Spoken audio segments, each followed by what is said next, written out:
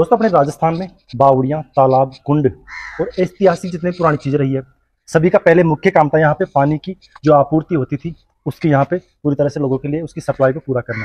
पहले के समय में जो बावड़ियाँ होती थी इनकी गहराई 100-200 फीट तक होती थी और इतनी गहराई के ऊपर यहाँ पे आराम से इसमें से पानी निकाला जा सकता था। और देख सकते हो जितनी भी यहाँ पे सीढ़ियाँ बनी हुई रहती है बावड़ियों में, उनके माध्यम से क्या है कि जैसे लोग नीचे चले जाते हैं। अब ये जो बावड़ियाँ होती है इनकी बारिश के दिनों में जो पानी का स्तर है वो थोड़ा ऊंचा आ जाता है, तो लोग यहाँ तक भी पानी भर सकते हैं। और जैसे गर्मी आती है और थोड़ा पानी का लेवल नीचे जाता है तो लोग नीचे चले जाते हैं इस तरह से। और जो नीचे एंड पॉइंट है वहाँ पर आपको एक कुआं हर बावड़ी में मिलता है और बावड़ी में कुआं है, उस माध्यम से पानी वगैरह वहाँ से खींच लेते थे। तो दोस्तों आज मैं पहुंचा हूँ पीपाड़ शहर के अंदर, जो कि जोधपुर से करीब 80 किलोमीटर दूर है। और पीपाड़ शहर से भी मैं पहुंचा हूँ सातिन गांव में।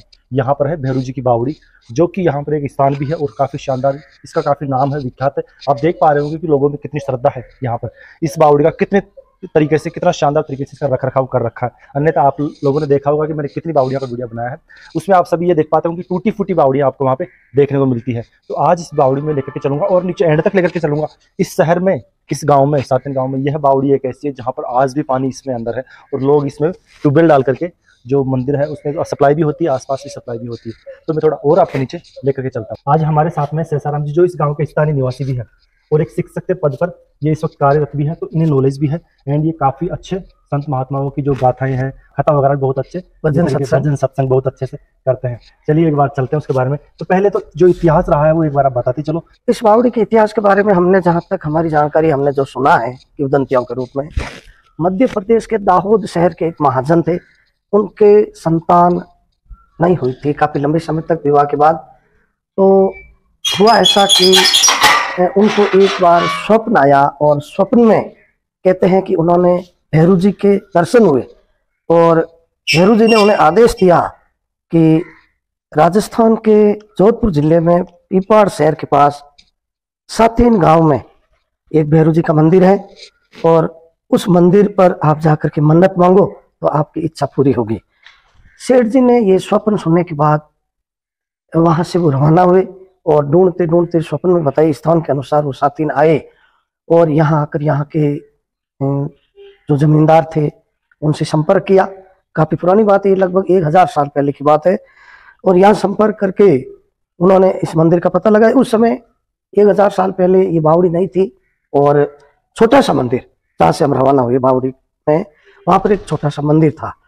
तो सेठ जी ने एक पंथ दो काज, यानी एक साथ दो कार्य किए।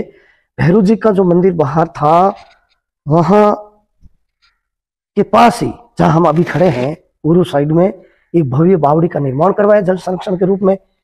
राजस्थान में पानी की कमी रहती है, यहाँ की स्थिति देख करके यहाँ पानी का कोई ऐसा कोई सोर्स था नहीं, तो उन्होंने यहाँ इस बावड़ी का निर्माण करवाया। यहाँ मेले के दौरान माघ मास की अमावस्या को जो 3 दिवसीय काला घोड़ा भैरू जी का मेला भरता है, उस दौरान नवविवाहित दंपति यहाँ पर जात लगाने आते हैं और विशेषकर संतान उत्पत्ति की कामना भैरू जी से करते हैं। अब दोस्तों इसमें ये देखिए कि ये जो बावड़ी एक ऐसी है, ऐतिहासिक तो है ही, लगभग 1000 साल पुरानी है।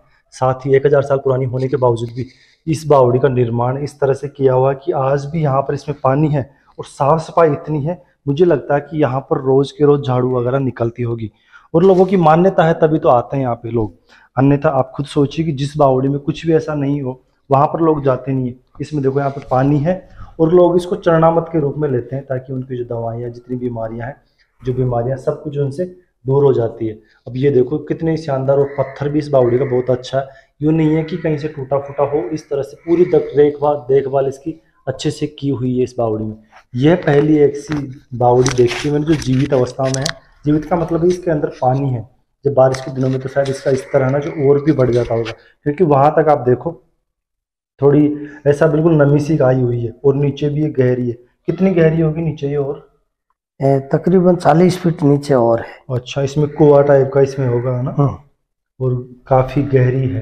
तो ये चीज है कि मैं ये चीज देख पाया यहाँ पे। अब जिससे ज्यादा नीचे जाने से तो कोई सेंस है नहीं, हम चलते हैं ऊपर। और मेरा उद्देश्य ये था कि बावड़िया तो ऐतिहासिक चीजें तो मैं आपको दिखाता ही हूँ, हमारे भी अगर आसपास में ऐसी चीजें है ना तो हम भी उनका जीर्णोद्धार किया जाना चाहिए। क्योंकि मैं देख पा रहा हूँ कि यहाँ पर सभी जगहों पर मोस्टली सीढ़ियाँ भी है ना, तो यहाँ पर भी सीमेंट लगा करके इनका वापस से जो टूट फूट है उनको रिपेयर की गई है, ये चीज़ है। तो दोस्तों ये चीज़ मैंने दिखाई बावड़ी। जल संरक्षण की विधियां हैं, परंपरागत जल संरक्षण की विधियां। अभी इन्होंने कहा था कि 7 दिन के अंदर जो मंदिर मिलेगा वो शायद यही मंदिर होगा सामने, यही है भैरव जी का मंदिर। बाद में बावड़ी वगैरह ऐसे बना दी गई, जो आप यहाँ से देखो कितनी शानदार, कितनी बेहतरीन, कितनी गहरी बावड़ी आपके सामने है।